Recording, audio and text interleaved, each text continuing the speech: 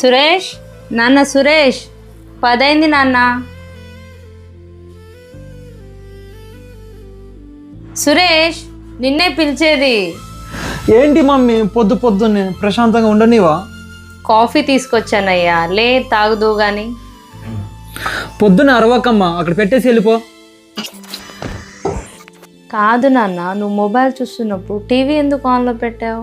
TV చూడు, లేదంటే mobile చూడు. కరెంట్ బిల్లు దండగ కదా. అబ్బాబ్బా, పొద్దు పొద్దున్న చిరాకు అసలు. నేను ఏం జాబ్ చేయట్లేనే అరిచేది నువ్వు. దండగా కరెంట్ కాదమ్మా, నేను. అది చెప్పు ఫస్ట్. ఎందుకు నాన్న అంతలా అరుస్తున్నావు? నేనేమన్నానని? అయినా నేను ఇప్పుడు ఏం చెప్తున్నానో నీకు అర్థం కాదు. ఒకనాటికి అర్థమైన ప్రయోజనం లేదు. ఏసయ్యా, పాలండి. అమ్మా పాలు వచ్చినాయి, పట్టు. వస్తున్నా. కాళ్ళు నొప్పులుగా ఉన్నాయి నాన్న, నువ్వు వెళ్ళి పట్టరాదా? పో అమ్మా, నీ పనిలో ఉన్నాను, నువ్వు వెళ్ళి పట్టుపో. అమ్మా, అబ్బబ్బా, ఏం పనో ఏంటో. నాన్న, కొంచెం అన్నం తింటా. నాకు వద్దమ్మా, నీ తర్వాత తింటాను. అట్లా కదయ్యా, కొంచెం కొంచెం తిను. వద్దన్నాను కదా, చికాకు పెట్టిస్తావు ఎందుకు? కొంచెం కొంచెం తిను.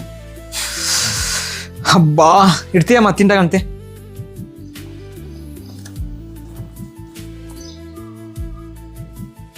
ఇది ఏం ఫుడ్ అమ్మా? కుక్కలు కూడా తినవి ఇవి.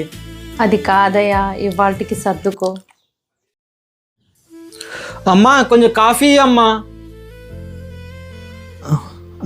అమ్మా లేదు కదా. బాబు కరెంట్ బిల్ అండి. వస్తున్నా అన్న. ఎంత అన్న కరెంట్ బిల్లు? 2000.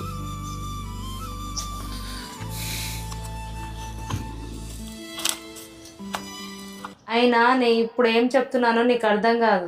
ఒకనాటికి అర్థమైన ప్రయోజనం లేదు. ఏసయ్యా, అన్న డబ్బులు లేవన్నా, రేపు ఎలాగైనా కట్టేస్తానా ప్లీజ్ అన్న. రేపు అంటే ఎలాగయ్యా? కరెంట్ కట్ చేస్తాం మేము. ఆకలిగా ఉంది, ఏమైనా ఉందా ఇంట్లో?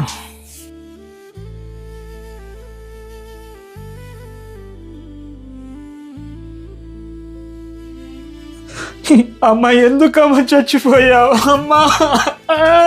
ఒకనాటికి అర్థమైన ప్రయోజనం లేదు. ఏసయ్యా.